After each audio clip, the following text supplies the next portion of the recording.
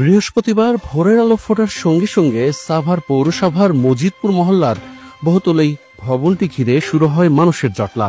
খবর পেয়ে সেখানে ছুটে যায় পুলিশ। পঞ্চম তলার ফ্ল্যাটে তখনও বাবার লাশের সামনে দাঁড়িয়ে ভাবলেশহীন তার মেয়ে। এর ঠিক আগের দৃশ্যপট সাভার মডেল থানার।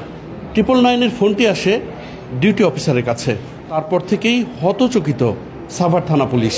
ঘটনাস্থল থেকে যখন জান্নাত জাহান শিফা নামে এক তরুণীকে থানায় নেওয়া হয়, তখন তার চেহারায় ছিল প্রতিশোধ পরায়ণতা, অনুতাপহীন ও রুক্ষতা। নিহত আব্দুস সাত্তার নাটোর জেলার সিংড়া থানার ভগা গ্রামের মৃত আব্দুর রশিদের ছেলে।